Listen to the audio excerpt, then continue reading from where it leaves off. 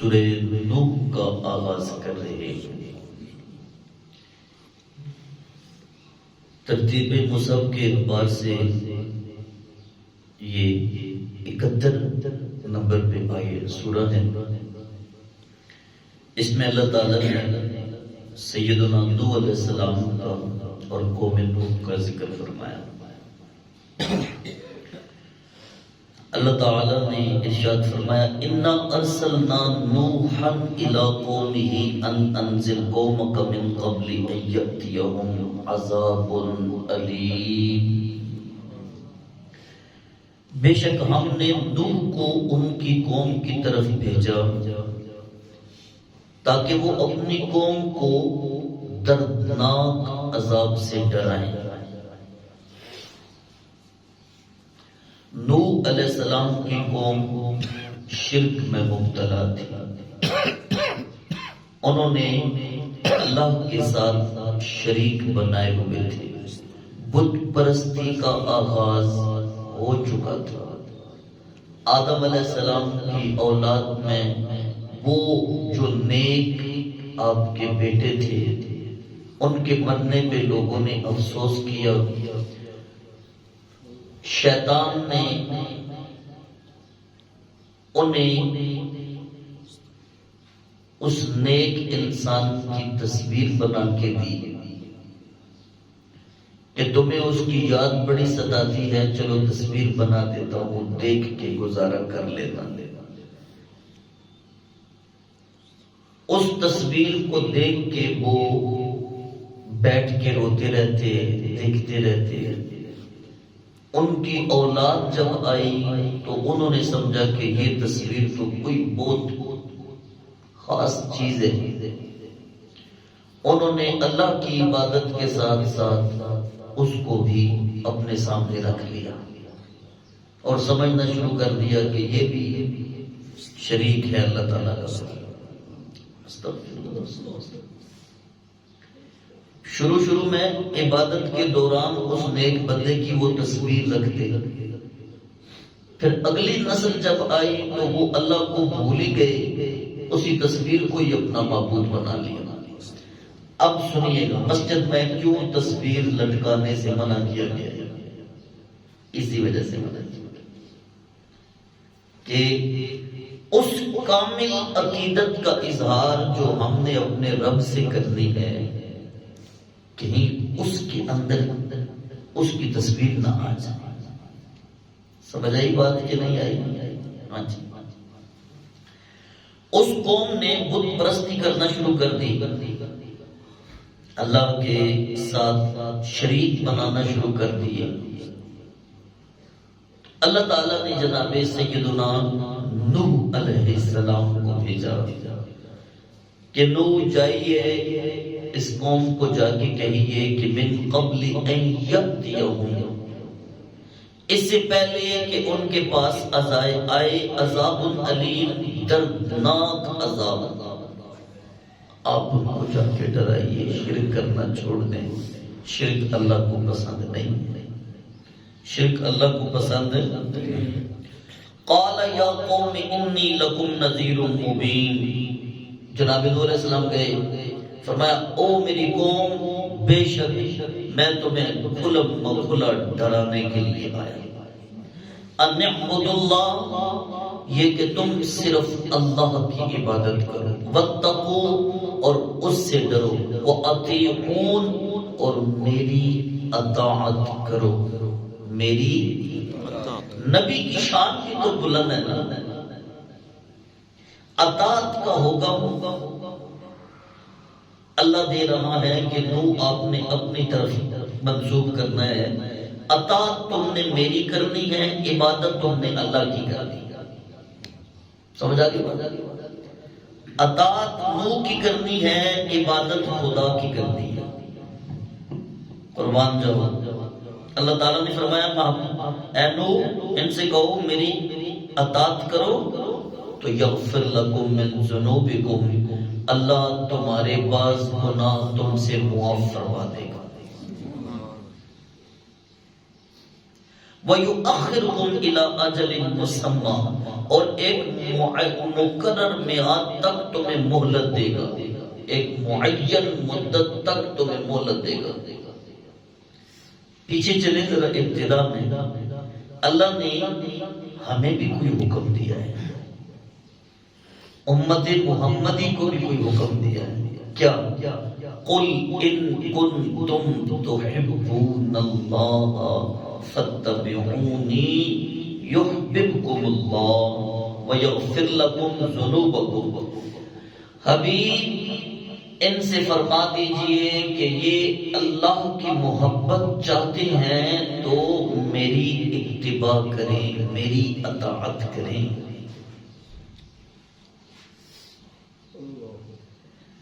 اگر انہوں نے محبوب تیری اطاعت کی تو انہوں نے اللہ سے محبت کرنے کا جو دعویٰ کیا ہے، انہوں نے اللہ سے محبت کی جو چاہت کی ہے، یہ اس چاہت کو تھوڑا دور کر لیں۔ اس لیے انہوں نے اللہ سے کتنی محبت کرنی ہے؟ اگر یہ آپ کی اطاعت کریں گے رب خود ان سے محبت فرما دے گا۔ اور دوسری چیز، آپ کی اتباع کریں، وَيَغْفِرْ لَكُمْ ذُنُوبَكُمْ، اللہ ان کے گناہ معاف فرما دے گا۔ یہاں من کا لفظ ہے، وہاں من کا لفظ بھی نہیں ہے۔ من کہتے ہیں، من تبعیضیہ ہوتا ہے، بھی بعض گناہ معاف۔ اللہ فرماتا ہے جو میرے محبوب کی اطاعت کرتا ہے ہم اس کے سارے گناہ معاف فرما دیتے ہیں۔ ان اجل اللہ اذا جاء لا یؤخر، بے شک جب اللہ کا وعدہ آتا ہے تو پھر مؤخر نہیں کیا جاتا۔ لو کنتم تعلمون، کاش کہ تم اس بات کو جان لیتے۔ اب جناب نوح علیہ السلام نے اپنے رب سے عرض کی، پروردگار قال رب انی دعوت قومی لیلا ونہارا، اے میرے رب میں نے اپنی قوم کو رات دن نیکی کی طرف دعوت دی۔ فلم یزدہم دعائی الا فرارا، میرے بلانے پر انہوں نے تو مجھ سے اور زیادہ دور بھاگنا شروع کر دیا ہے۔ وَإِنِّي كُلَّمَا دَعَوْتُهُمْ لِتَغْفِرَ لَهُمْ جَعَلُوا أَصَابِعَهُمْ فِي آذَانِهِمْ، جب میں ان کو نیکی کی طرف بلاتا ہوں تاکہ تو ان کو معاف کرے تو یہ کرتے کہ اپنے کانوں میں اپنی انگلیاں ٹھونس دیتے کہ کدرے سنو ہدایت دی کوئی چنگی گل سنن واسطے ملے ہی نہ۔ وَاسْتَغْشَوْا ثِيَابَهُمْ، اور اپنے کپڑے اپنے اوپر اوڑھ لیتے ہیں۔ وَأَصَرُّوا، اور ضد کرتے ہیں۔ وَاسْتَكْبَرُوا اسْتِكْبَارًا، اور بڑا غرور کرتے ہیں، بڑا تکبر کرتے ہیں، بڑا اپنے آپ کو پتہ نہیں کیا کچھ سمجھتے ہیں۔ اے معبود برحق، میں ان کو رات دن دعوت دیتا رہا نیکی کی۔ اے معبود برحق، میں انہیں نیکی کی طرف بلاتا تھا کہ تو ان کو معاف کر دے، لیکن یہ اپنی کانوں میں انگلیاں ٹھونستے، کپڑے اپنے اوپر لپیٹ لیتے، یہ ضد کرتے، تکبر کرتے، میری بات سنتے تو نیکی سے اور دور بھاگتے۔ ثم انی دعوتہم جہارا، دو بھی رب کے پیغمبر تھے، عرض کرنے لگے پروردگار میں نے پھر ان کو اونچی اونچی آواز سے دعوت دی، پیچھے کوئی نہیں ہٹے وہ۔ ثم انی دعوتہم جہارا، پھر میں نے ان کو بلند آواز سے ان کو نیکی کی دعوت دی۔ ثم انی اعلنت لهم واسررت لهم اسرارا، اعلنت اعلان سے ہے، اعلن یعلن، جناب نوح علیہ السلام فرما رہے ہیں پھر میں نے ان کو اعلان کر کے نیکی کی دعوت دی۔ واسررت لهم اسرارا، پھر میں نے ان کو خفیہ انداز سے ایک ایک کے پاس جا کے کہا بندے بڑھ جو وہ ٹھیک ہو جو، الگ الگ منصوبہ بندی کی نا، نیکی کی دعوت، منصوبہ بندی اس کو کہتے ہیں۔ ساری باتیں کر لی، منصوبہ بندی کر کے آرام آرام سے ہر کسی کے پاس حکمت عملی کے ساتھ اعلان کے ساتھ بلند آواز سے، تاکہ یہ جتنی اپنی انگلیاں کانوں میں ٹھوستے رہیں میری نیکی کی دعوت کے اندر ضرور پہنچے.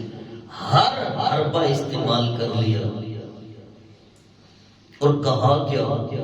یہ کہا فَقُلْتُ اسْتَغْفِرُوا رَبَّكُمْ إِنَّهُ كَانَ غَفَّارًا.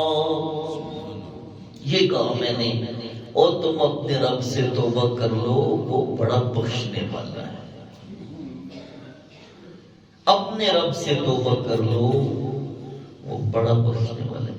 اچھا انہیں یہ تو نہیں پتا تھا نا کہ یہ بار بار جو دعوت دی جا رہی ہے ہم اسی طرح رہیں گے مطمئن ہو کے، ہمیں کچھ بھی نہیں ہونا، عرش والے نے ہمیں کچھ نہیں کہنا. وہ مطمئن ہوئے تھے، لیکن نوح جانتے تھے کہ اس کا عذاب بڑا ڈھڑا ہے. جب آئے گا نہ بلند و بالا بلڈنگیں چھوڑے گا، نہ پہاڑ کی چوٹیاں نظر آئیں گی، نہ مضبوط درخت اپنی جگہ پہ باقی رہیں گے، ہر کوئی تباہ و برباد ہو جائے گا. تو اس لیے اس سے پہلے یہ ٹھیک ہو جائے، انہوں نے ہر حربہ استعمال کیا. یہ شرک کی ابتدا تھی. نوح علیہ السلام کی قوم نے شرک کی ابتدا کی. اللہ نے فرمایا نوح ان سے کہہ دیجیے اللہ سارے گناہ معاف فرما دیتا ہے، شرک معاف نہیں کرتا. شرک معاف، شرک ایسی لعنت ہے، ایسا گناہ کبیرہ ہے، اللہ شرک کو معاف نہیں کرتا. اللہ کو کیوں جلال ہے کافروں سے؟ اس لیے کہ وہ رب کو چھوڑ کے، رب کے بندے ہو کر اللہ کو چھوڑ کے بتوں کے سامنے سر بسجود ہوتے ہیں. بندہ مومن جب بھی جھکتا ہے تو کس کے آگے جھکتا ہے؟ ہاں جی، کس کے آگے جھکتے ہیں؟ بولے نا، کس کے آگے جھکتا ہے بندہ مومن؟ اللہ کو یہی تو بات پسند ہے کہ میرا بندہ جب بھی جھکے گا میری بارگاہ میں جھکے گا، وہ کسی اور کے آگے جھکے گا نہیں. وہ جبین نیاز اپنی نیاز مندی کا اظہار صرف کرے گا اپنے اللہ کے سامنے کرے گا. وہ گڑ گڑائے گا تو اپنے رب کے سامنے گڑ گڑائے گا. اس کو پسند ہی اس لیے ہے.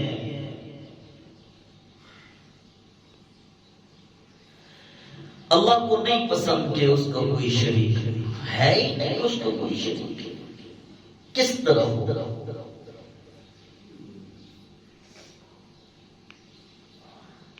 اللہ فَقُلْتُ اسْتَغْفِرُوا رَبَّكُمْ إِنَّهُ كَانَ غَفَّارًا. اچھا کیا زبردست اعتماد تھا اس بڈھی کو. نوح علیہ السلام نے پھر آگے ہم پڑھیں گے انشاءاللہ، کافی ساری طویل بات پڑھیں گے، لیکن وہ ایک خوبصورت واقعہ سماعت کیجیے. نوح علیہ السلام نے کہا وہ لوگوں بس کر دو، توبہ کر لو، نہیں تو عذاب آ جائے گا. اور عذاب اتنا سخت آئے گا کہ سارے ڈوب جاؤ گے پانی میں. سیلاب آئے گا اتنا زیادہ کہ کوئی چیز بچے گی ہی نہیں. بڈھی مائی سی، بڑھیاں مائیاں عقیدے دیاں بڑیاں پختہ ہوندیاں. اس نے کہا نوح علیہ السلام میں آپ کی نوکرانی، میں آپ کی باندھی، آپ کو نبی مانا، اللہ کو وحدہ لا شریک مانا.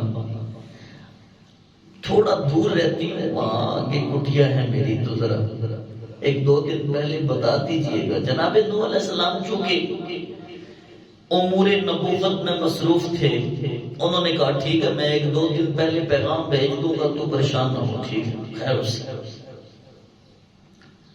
اب جناب نوح علیہ السلام وہ کشتی بنانے میں مصروف ہو گئے اور یاد ہی نہیں رہا. بڈھی کو بھی کہنا ہے. بڈھی اپنی جناب اکیلی کہہ کے گئی تھی میری چھوٹی سی سلطنت ہے، ایک کٹیا ہے جہاں میں رہتی ہوں، کوئی اپنا نہیں.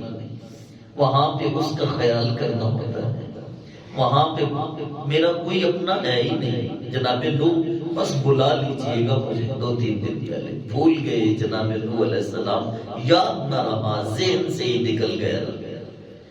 قدرت نے اپنا کرشمہ دکھانا ہوگا نا، میرے اللہ نے بتانا ہوگا کہ اللہ قادر مطلق ہے.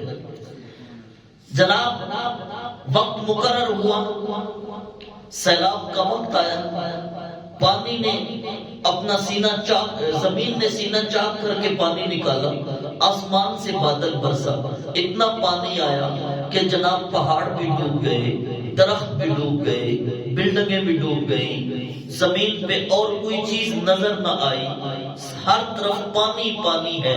اور کتنے دن گزر گئے، عذاب آیا، عذاب آنے کے بعد ٹل گیا، ہر کام شروع ہے. اچانک جناب نوح علیہ السلام کو یاد آیا میں نے بڑھیا سے وعدہ کیا تھا، پتہ نہیں اس کا کیا ہوگا. جناب نوح علیہ السلام تشریف لے گئے، اور جب وہاں پہنچے کٹیا بھی سلامت ہے، اندر بڑھیا بھی بیٹھی ہوئی ہے. اتنا بڑا سلام آنے کے باوجود سلامت تھی. جناب نوح علیہ السلام نے کٹیا کے اندر جھانک کے کہا مائی جی کیا حال ہے؟ ماں جی نے آگے سے کہا نوح علیہ السلام کے سلام کا آنے کا وقت تو نہیں آ گیا، اس لیے بلانے آئے ہیں، میں اٹھتی ہوں بس تیاری ہے میری، اور کوئی کام نہیں، سارے کر چکی. جناب نوح علیہ السلام نے کہا نہیں مائی بوٹھی، سلام آیا ہے، آگے چلا بھی گیا ہے. رب نے تیری امید پہ پانی نہیں پھیرا اس لیے کہ تو نے اللہ کے نبی کے ساتھ امید لگائی ہوئی تھی، اللہ کے پیغمبر کے ساتھ امید لگائی ہوئی تھی. تیرا یقین پختہ تھا، تیرا ایمان کامل تھا. ہم نے لو لگائی نہیں نا، جب لو رب کے حبیب سے لگ جائے نا، پھر دنیا یہ کوئی اتنی بڑی چیز نہیں کہ اس کے چنگل میں بندہ پھنس جائے. پھر اللہ راستے آسان کر ہی دیا کرتا ہے. جب رب اس مائی بڈی کو طوفان نوح میں بچا سکتا ہے تو کیا رسول اللہ صلی اللہ علیہ وسلم کی محبت کرنے والے امتی کو دنیا کے جھمیلوں سے نہیں بچا سکتا؟ آئیے انشاءاللہ ہم آئندہ پڑھیں گے نوح علیہ السلام کے حوالے سے مزید آگے بات کہ انہوں نے اپنی امت سے صرف یہ نہیں کہا تھا کہ تم استغفار کرو تو اللہ صرف تمہارے گناہ معاف کر دے گا، نہیں، اور بھی بہت ساری چیزیں بتائی تھی کہ اللہ تمہیں یہ بھی دے گا، یہ بھی دے دے گا. چلیں آئندہ پڑھنے کی سعادت حاصل کریں گے. وما علیہ الا البلاغ.